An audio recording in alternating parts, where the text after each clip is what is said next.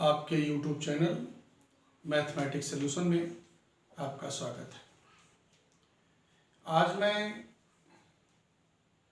Class 9th के बच्चों के लिए जो पहला चैप्टर है नंबर सिस्टम्स, उसकी एक्सरसाइज 1.2 के प्रॉब्लम्स को सॉल्व करेंगे।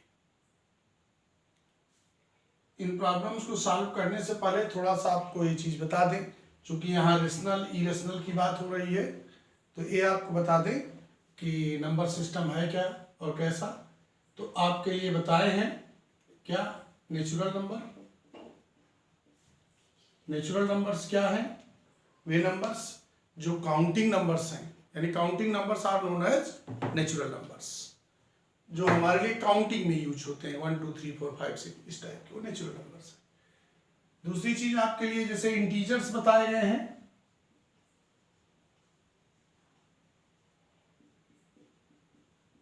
इंटीजर्स क्या है? जीरो, नेचुरल नंबर्स और इन नेचुरल नंबर्स के निगेटिव्स, ये जो है आपके लिए इंटीजर्स हैं। फिर जो यहाँ पे आ रहा है जिस सवाल इस क्वेश्चंस में जो पूछे जा रहे हैं वो है रेशनल एंड इरेशनल नंबर्स।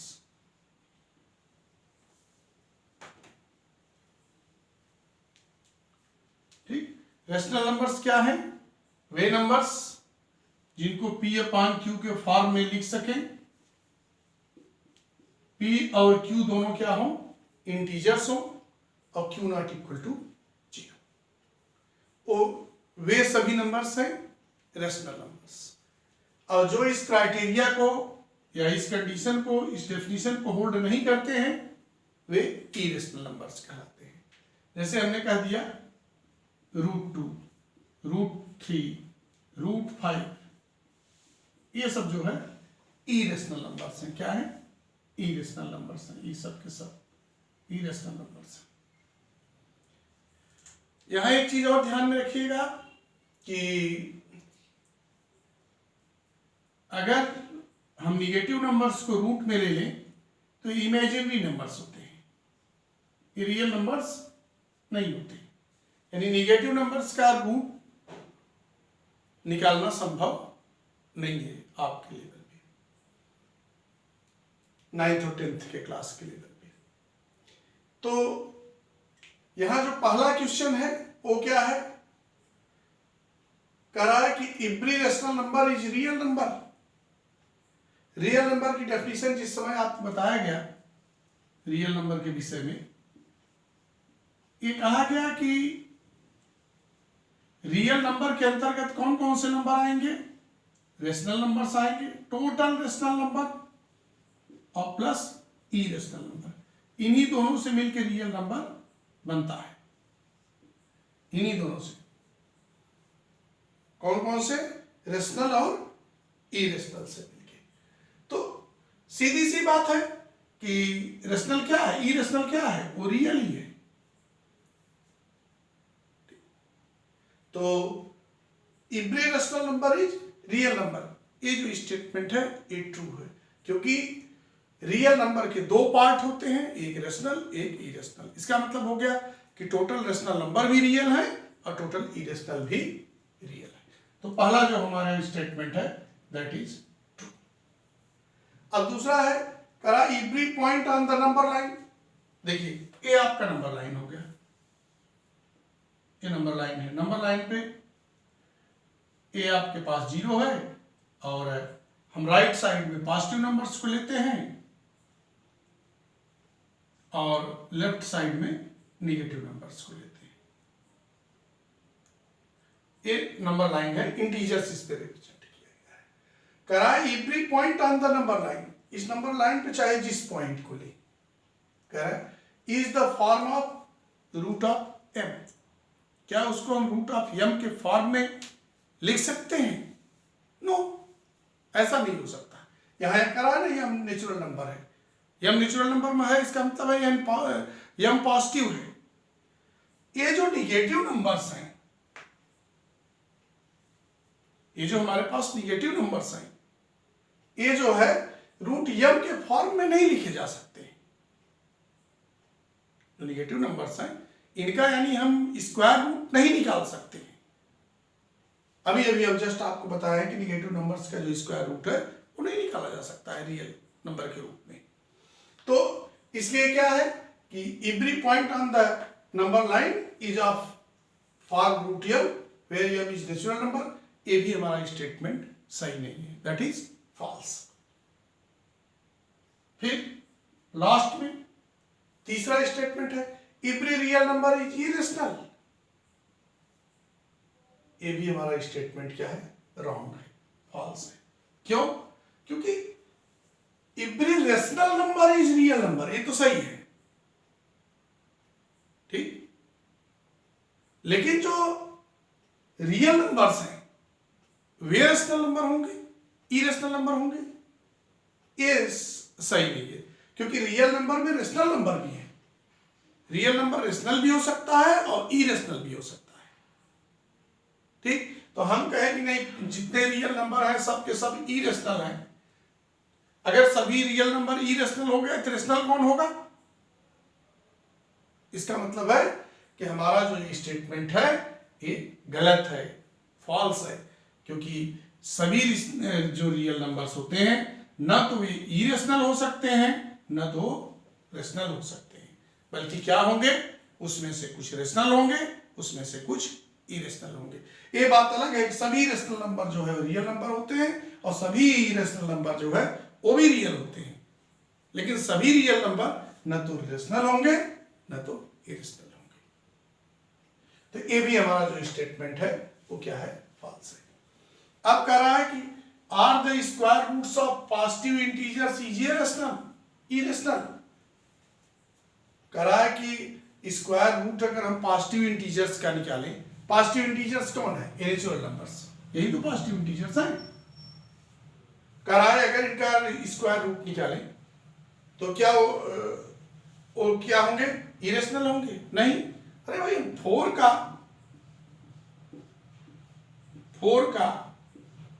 9 का इन सब का जब स्क्वायर रूट निकालते हैं, इसका क्या है 2 आता है, इसका क्या है 3 आता है, 16 का निकालेंगे उसका क्या आता है 4 आता है। अब ये सब नंबर्स कैसे हैं? ये सब नंबर्स रेशनल नंबर्स हैं, क्योंकि इनको हम क्या है 2 को हम 2/1 के रूप में लिख सकते हैं, 3 को 3/1 के रूप में लिख सकते हैं, 4 को 4/1 के रूप में लिख सकते हैं। यहाँ देखिए न्यूमरेटर और डिनोमिनेटर दोनों जो है इंटीजर हैं और डिनोमिनेटर नॉट इक्वल टू 0 है। पी और क्यू के फॉर्म में इसको लिखे हैं हम। देखिए पी भी इंटीजर, क्यू भी integer, Q not equal to 0, P भी इंटीजर, क्यू भी integer, Q not equal to 0। तो ये सभी क्या है, ये सभी जितने नंबर्स हम देख रहे हैं सब के सब क्या है, ये सब के सब रेशनल नंबर्स हैं। ये सब के सब क्या है, रेशनल नंबर्स हैं। तो हमारा जो स्टेटमेंट यह है कि are the square roots of all positive integers irrational, ये गलत है। क्यों? क्योंकि हमारे पास बहुत से ऐसे नंबर्स हैं जिनके स्क्वायर रूट क्या आते हैं, रेशनल आते हैं, जिसके कुछ एग्जांपल्स हमने दिए, √5, √9, √16, ये सब जो है आपके पास है।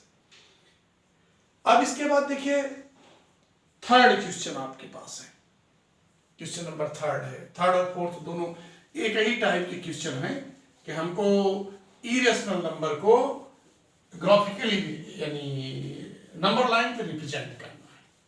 नंबर लाइन पे जो इरेशनल नंबर्स दे रहे हैं, यहाँ पे स्पेशली √5 दिया है, कह रहा है √5 को क्या करिए, √5 को आप नंबर लाइन पे रिप्रेजेंट करिए। देखिए हम रिप्रेजेंट कर रहे हैं, बहुत इजी होता है, कुछ भी नहीं है, और उसको हम कैसे रिप्रेजेंट करते हैं, ठीक। यहाँ पे यही है क्वेश्चन नंबर 3 आपके लिए कि so how √5 can represent on the number line. Question number 3 देखिए, ये आपके लिए हो गया नंबर लाइन, ये हो गया नंबर लाइन। यहां आपके पास 0 है, इस साइड में मैंने कहा पॉजिटिव नंबर्स हैं, इक्वल डिस्टेंस पे लिखे जाते हैं, ठीक। ऐसे इस साइड में क्या है, निगेटिव नंबर्स हैं, ये भी क्या है, इक्वल डिस्टेंस पे लिखे जाते हैं, ठीक। तो क्योंकि 4 तक इधर लिखे इसलिए 4 तक इधर भी दिखा रहे हैं, ठीक है। किसको हमको यहां शो करना है? √5। किसको? √5 को। तो देखिए यहां पे √5 मिलता कैसे है? देखो 5 है, 5 को हम लिख सकते हैं 4 + 1, 4 + 1, ठीक। तो ये क्या है? यानी √5 करेंगे तो ये हो जाएगा √4 + 1। 4 को क्या कहेंगे? 2 का स्क्वायर, और 1 का स्क्वायर।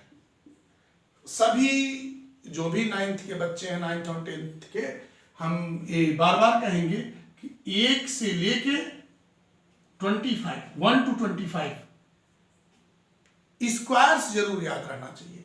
जैसे क्या है? 1 का स्क्वायर 1 × 1, 1, 2 का स्क्वायर 2 × 2, 4, 3 का स्क्वायर 3 × 3, 9, 4 का स्क्वायर 4 × 4, 16। ऐसे कहां तक याद रखना चाहिए? 25 तक।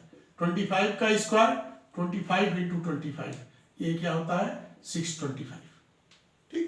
इस ढंग से कम 25 तक याद रहना चाहिए। उसके बाद हम समय पाएंगे बीच बीच में स्क्वायर कैसे 10 सेकेंड्स में कैलकुलेट किए जाते हैं, इसका हम रूल आपको बताते रहेंगे। अब देखिए क्या है? 4 2 का स्क्वायर है, तो हम 0 से 2 खाने इस साइड में आगे बढ़ेंगे, यहां तक आ गए, ठीक। और फिर क्या है? यहां 1 है। अब जो 2 खानों के बीच का डिस्टेंस जो है, इतना हम ऊपर बढ़ जाएंगे, देखिए ये डिस्टेंस, यह डिस्टेंस, फिर इतने डिस्टेंस हम कहां चले गए? ऊपर की साइड में बढ़ गए, ठीक। और फिर यहां से 0 को यहां से मिला दें, ठीक। 0 को हमने क्या किया? यहां से मिला दिया। अब देखो आपके पास प्रकार होता है, तो आप उसमें पेंसिल डाल के उसको घुमाते हैं इस ढंग से उसको,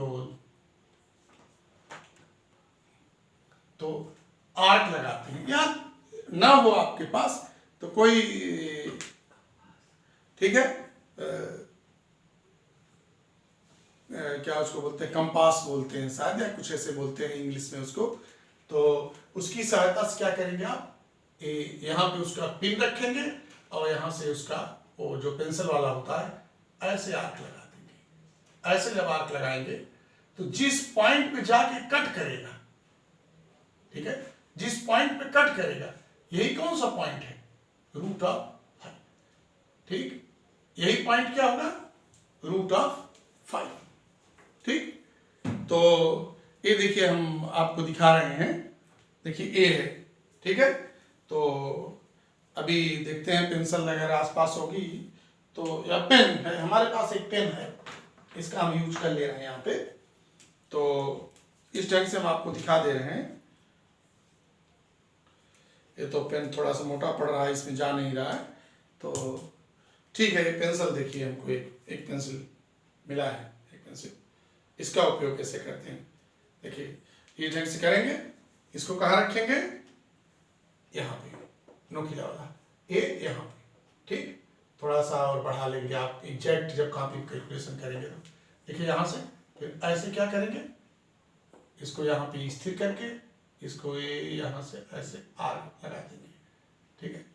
यहाँ स्थिर करके ऐसे आर्क लगाएंगे, ठीक। हो सकता है हमारा थोड़ा सा दूर गया हो, तो आपका हो सकता है और करीब आवे, जहाँ भी आवे। ऐसे जब आर्क आप लगाएंगे तो जहाँ इसको आके टच करेगा, जिस पॉइंट पे जाके इस लाइन को कट करेगा, यही पॉइंट क्या है? √5। कहाँ से ये डिस्टेंस मेजर की जा रही है? 0 से।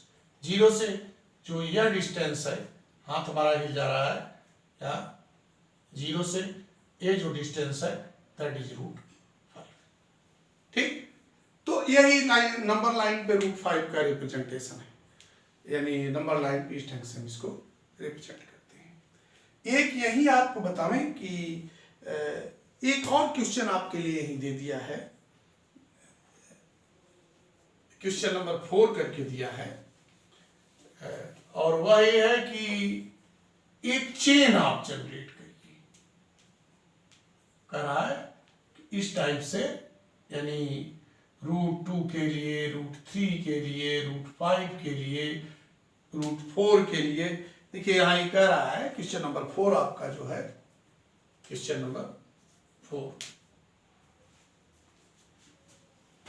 4 कह रहा है क्लासरूम एक्टिविटी है कि आप अपने क्लास में एक्टिविटी करेंगे कि constructing the square root spiral, यानी इस ढंग से आप बढ़ेंगे। अब देखो इसका तरीका ये है, जैसे 1 ये है, 1 यहाँ से परपेंडिकुलर, उतना डिस्टेंस लेके अब इसको मिला दीजिए।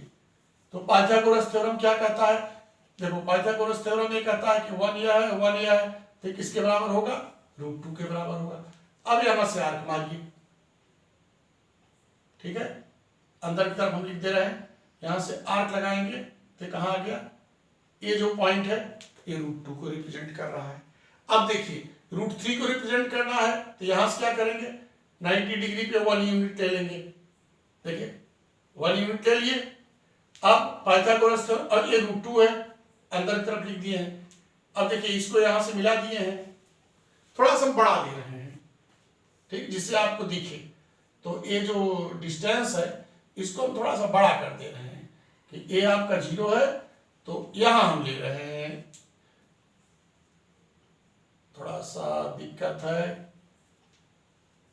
कल से स्केल भी रखेंगे अपने पास जिससे प्रॉब्लम ना हो ग्राफ खींचते समय। और ये डिस्टेंस इतना मान लीजिए, इतना हम 1 कह रहे हैं, आगे इसको 2 कह रहे हैं। तो जब 1 ये लिए और इतना यहां लेंगे, इसको मिला दिए, ठीक, तो यह 1 है, यह 1 है, तो कितना होगा पाइथागोरस थ्योरम से, √2 होगा। क्योंकि पाइथागोरस थ्योरम क्या कहता है, पाइथागोरस थ्योरम यही है कि हाइपोटेनस का स्क्वायर इक्वल टू बेस का स्क्वायर प्लस परपेंडिकुलर का स्क्वायर।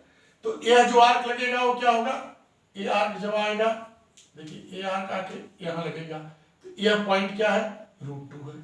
अब देखो यह भी √2 है और यह भी डिस्टेंस √2 है। अब यहाँ पे अब √2 के बाद देखो √2 रिप्रेजेंट कर लिए, किसको रिप्रेजेंट करोगे, √3 को रिप्रेजेंट करोगे।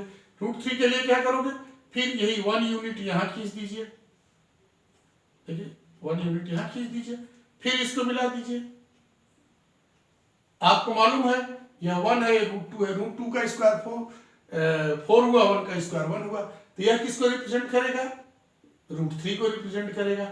फिर यहां खींचिए ऐसे 1 यूनिट, ठीक, फिर इसको यहां से मिला दीजिए, ये क्या है, यह √4 हो गया। फिर क्या करेंगे, तो 1 यूनिट यहां कर दीजिए, फिर इसको मिला दीजिए इसको, तो यह क्या है, ये √5 है। अब सबका आर्क लेते हुए यहां मारते रहिए ऐसे, जैसे ये पॉइंट ऐसे आप कंपास की सहायता से यहां लाएंगे, इसको यहां लाएंगे, ठीक है, इसको ऐसे यहां लाएंगे, थोड़ा सा ऊंचाई बढ़ती जाएगी। जब आप जब भी जाएंगे तो ये ऊंचाई थोड़ा सा बढ़ती जाएगी ऐसे। तो ये जो पॉइंट्स होंगे जहां इंटरसेक्ट करेंगे, ये √3 होगा, √4 होगा, √5 होगा। इस ढंग से आपके लिए नंबर लाइन पे आप इन रूट्स को रिप्रेजेंट कर सकते हैं। ये आपके क्लास की एक्टिविटी है, इसे आप क्लास में जरूर करिए, ठीक। और इसी के साथ ये एक्सरसाइज आपका खत्म हो रहा है। हम इसी ढंग से पहले चैप्टर का कॉन्सेप्ट, फिर प्रत्येक एक्सरसाइज का सलूशन आपको देते रहेंगे। सप्ताह में मैं अल्टरनेट डे आपके लिए वीडियोज अपलोड करेंगे।